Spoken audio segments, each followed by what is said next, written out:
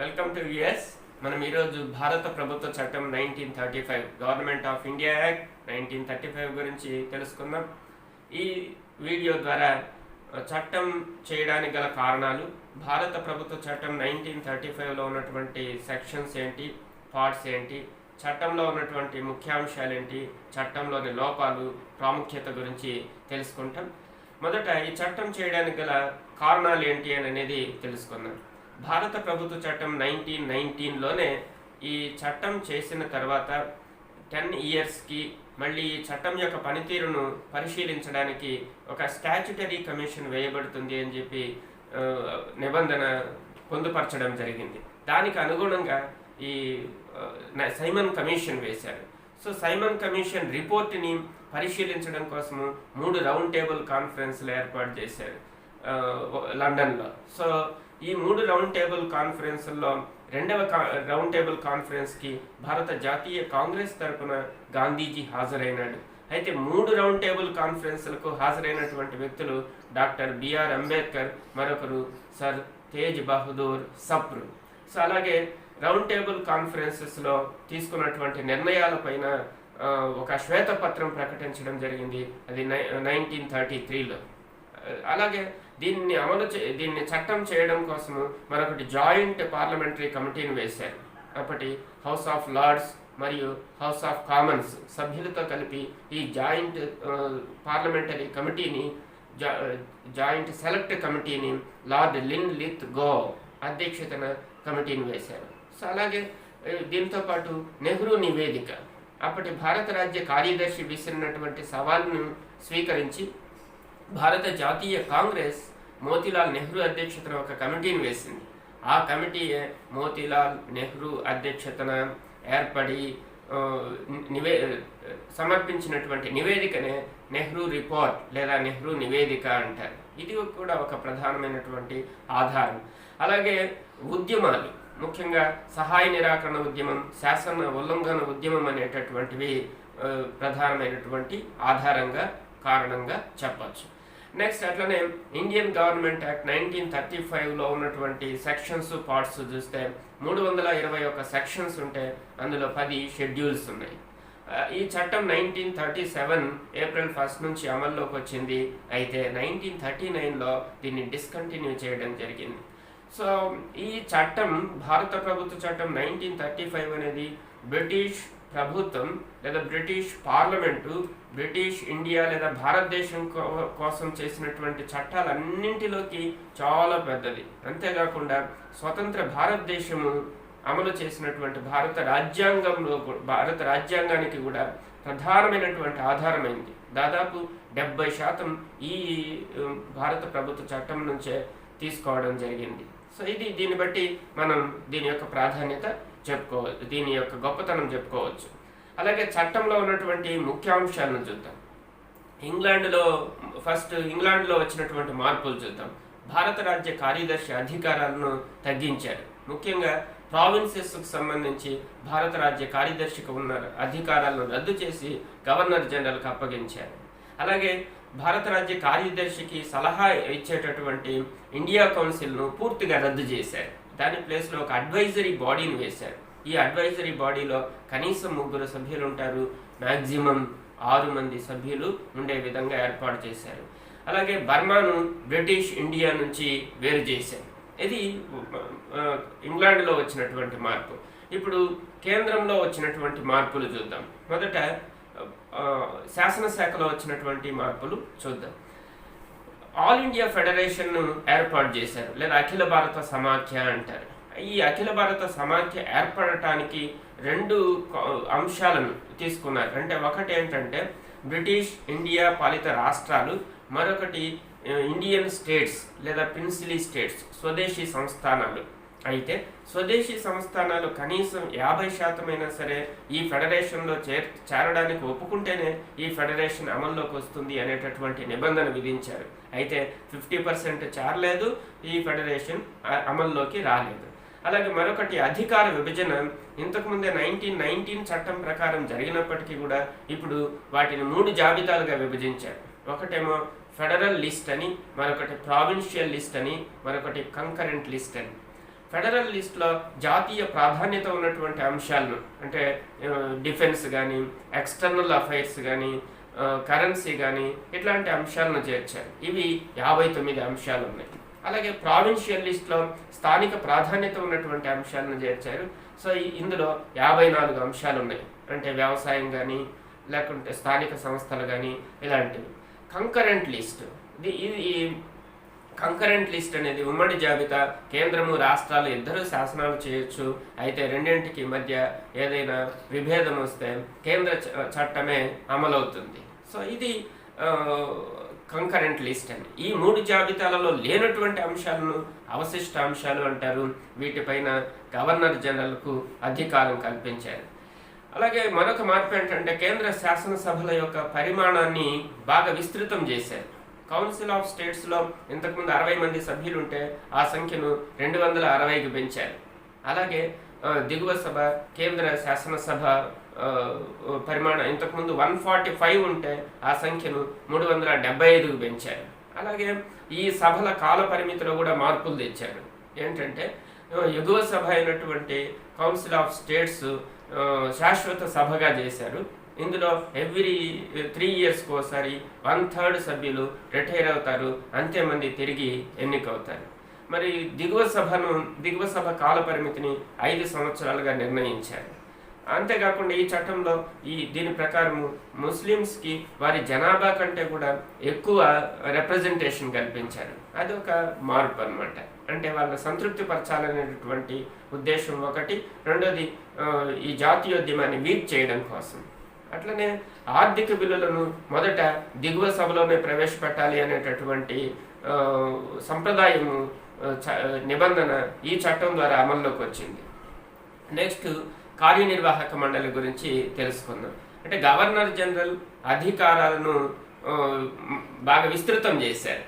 ఈయన నిర్ణయాలు 3 రకాలుగా తీసుకుంటారు. ఒకటి భారతీయ మంత్రుల సలహా మేరకు, మరొకటి సొంత నిర్ణయాలు, మరొకటి తన విచక్షణాధికారాలను ఉపయోగించి నిర్ణయం చేయడం.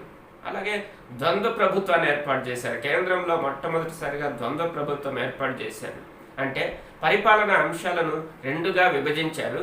ఒకటేమో రిజర్వ్డ్ పాలనా అంశాలు, మరొకటి ట్రాన్స్ఫర్డ్ పాలనా అంశాలు లేదా మంత్రిత్వ శాఖలు.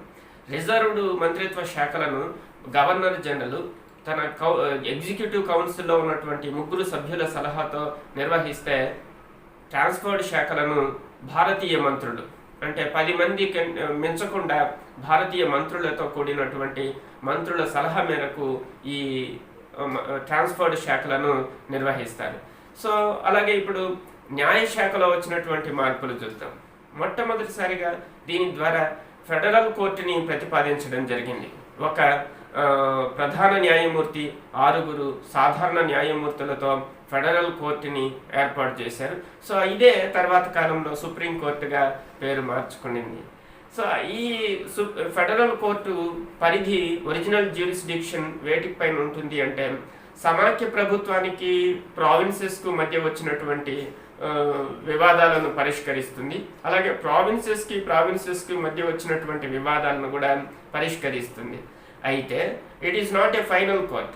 ఎందుకంటే దీనిపైన మళ్ళీ ఇంగ్లాండ్లో ఉన్నటువంటి ప్రీవీ కౌన్సిల్కి అప్పీల్ చేసుకునేటటువంటి అవకాశం కల్పించారు. సో అలాగే ఇప్పుడు రాష్ట్రాలలో వచ్చినటువంటి మార్పులు చూద్దాం. రాష్ట్రాల్లో ప్రధానమైనటువంటి మార్పులు వచ్చినాయి. ఏంటంటే ద్వంద్వ ప్రభుత్వాన్ని రద్దు చేశారు. ఇంతకుముందే మనం చెప్పుకున్నట్టు ఇది చాలా ఫెయిల్యూర్ అయినటువంటి కాన్సెప్ట్. సో ద్వంద్వ ప్రభుత్వాన్ని పూర్తిగా రద్దు చేసి రాష్ట్రాలకు మొట్టమొదటిసారిగా స్వతంత్ర ప్రతిపత్తి కల్పించారు. అంటే పూర్తిగా పరిపాలన అంశాలను భారతీయ మంత్రులకు అప్పగించారు. ఇది చాలా వెల్కమ్ చెప్పదగినటువంటి అంశం అన్నమాట. అలాగే రాష్ట్రాలలో ద్విసభా విధానాన్ని ప్రవేశపెట్టారు. ఈ ద్విసభా విధానాన్ని 6 బ్రిటిష్ ఇండియా రాష్ట్రాలు అమలు చేశాయి.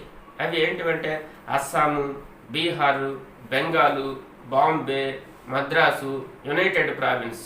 ఈ 6 బ్రిటిష్ పాలిత రాష్ట్రాలు ఈ ద్విసభా విధానాన్ని అమలు చేశాయి. అంటే మొత్తం 11 రాష్ట్రాలలో 6 రాష్ట్రాలు అమలు చేశాయి.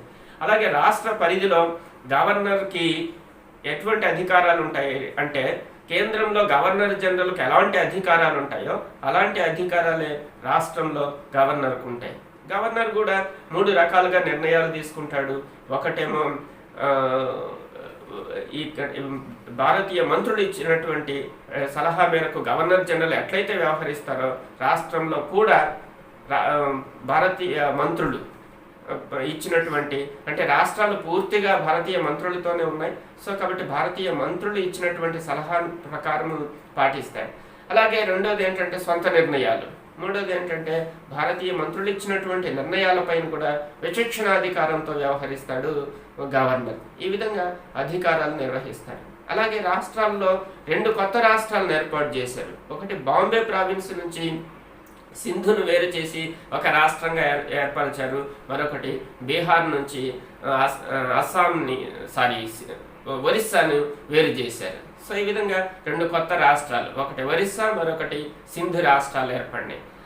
సో ఈ చట్టంలో ఉన్నటువంటి ఇతర అంశాలు ప్రత్యేక నియోజకవర్గాలను మరింత పెంచారు. ముఖ్యంగా డిప్రెస్డ్ క్లాసెస్కి, అంటే దళితులకి, షెడ్యూల్ కులాలకి కల్పించారు. అలాగే మహిళలకు, అలాగే కార్మికులకు కూడా ఈ చట్టం ద్వారా ఈ సపరేట్ ఎలక్టరేట్స్ను కల్పించారు. వాస్తవానికి మహిళలు, కార్మికులు కోరలేదు, అయినా కూడా ఈ జాతీయోద్యమాన్ని వీక్ చేయడం కోసము ఆ విధంగా చేశారు. అట్లనే ఓటు హక్కును మరింత విస్తృతం చేశారు. దానివలన మొత్తం జనాభాలో 10% మంది ఓటు హక్కు పొందడం జరిగింది. అలాగే రిజర్వ్ బ్యాంకును ఏర్పాటు చేశారు. భారతదేశంలో కరెన్సీని, అప్పులను నియంత్రించడం కోసము రిజర్వ్ బ్యాంకును ఏర్పాటు చేశారు. అలాగే పబ్లిక్ సర్వీస్ కమిషన్ను ఏర్పాటు చేశారు. ఆల్రెడీ మనం ఇంతకుముందే చెప్పుకున్నాం. 1919 భారత ప్రభుత్వ చట్టంలో ఈ పబ్లిక్ సర్వీస్ కమిషన్ ఏర్పాటు చేసినప్పటికీ ఇప్పుడు ఫెడరల్ పబ్లిక్ సర్వీస్ కమిషన్ ఏర్పాటు చేశారు జాతీయ స్థాయిలో. అలాగే ప్రతి రాష్ట్రానికి స్టేట్ పబ్లిక్ సర్వీస్ కమిషన్ ఉంది. అలాగే 2 లేదా 3 రాష్ట్రాలు కానీ కోరినట్లయితే జాయింట్ పబ్లిక్ సర్వీస్ కమిషన్ ఏర్పాటు చేయడానికి అంగీకరించడం జరిగింది, నిబంధన ఏర్పరిచారు. సో అలాగే ఫెడరల్ రైల్వే అథారిటీని ఏర్పాటు చేశారు. 7 మంది సభ్యులతో కూడినటువంటి ఫెడరల్ రైల్వే అథారిటీ స్వతంత్రంగా నిర్ణయాలు తీసుకోవడానికి అటానమస్ కల్పించారు. ఈ అథారిటీ నేరుగా గవర్నర్ జనరల్కే బాధ్యత వహిస్తుంది. సరే, ఈ చట్టం పైన ఉన్నటువంటి విమర్శలు చూద్దాం ఇప్పుడు. ఈ చట్టంలో ప్రధానమైనటువంటి లోపం ఏంటంటే రాష్ట్రంలో విఫలమైనటువంటి ద్వంద్వ ప్రభుత్వాన్ని కేంద్రంలో అమలు చేయడం చాలా అవివేకమైనటువంటి చర్యగా విమర్శించబడింది. అలాగే డొమినియన్ స్టేటస్ ఆశించారు భారతీయులు. డొమినియన్ స్టేటస్ ఇవ్వకపోగా సో కనీసం దాని జాడ లేకుండా పోయింది. సో అది భారతీయులకు చాలా తీవ్రమైనటువంటి నిరాశ కలిగించింది. అలాగే ప్రాథమిక హక్కుల గురించి ఎక్కడా కూడా పేర్కొనలే, అది కూడా మరొక లోపంగా చెప్తారు. అలాగే కొంతమంది చాలా తీవ్రంగా విమర్శించినారు. జవహర్లాల్ నెహ్రూ అయితే ఇది ఇంజిన్ లేని గట్టి బ్రేకులు ఉన్నటువంటి వాహనం లాంటిది అని విమర్శించినారు. అలాగే రాజగోపాలాచారి ద్వంద్వ ప్రభుత్వం కంటే కూడా ఇది అధ్వాన్నమైనటువంటిది అని విమర్శించినారు. ఇంకా మహమ్మద్ అలీ జిన్నా అయితే ఇది ఎంత మాత్రం అసలు ఆమోదయోగ్యమైనది కాదు అని విమర్శించినారు. సో ఈ విధంగా భారత ప్రభుత్వ చట్టం పైన అనేక విమర్శలు ఉన్నాయి. అయినప్పటికీ కూడా ఈ చట్టం చాలా ప్రాముఖ్యత కలిగినటువంటి విషయం. ఏంటి అంటే మొట్టమొదటిసారిగా రాష్ట్రాలకు స్వయం ప్రతిపత్తి కల్పించారు, పూర్తిగా భారతీయులకు అప్పగించారు. అది చాలా ఇంపార్టెంట్ అయినటువంటి అంశం. అలాగే బాధ్యతాయుత ప్రభుత్వాన్ని ప్రవేశపెట్టారు. కేంద్రంలోను రాష్ట్రాలలోనూ బాధ్యతాయుత ప్రభుత్వాన్ని అనేటటువంటి కాన్సెప్ట్ని తీసుకొని వచ్చినారు.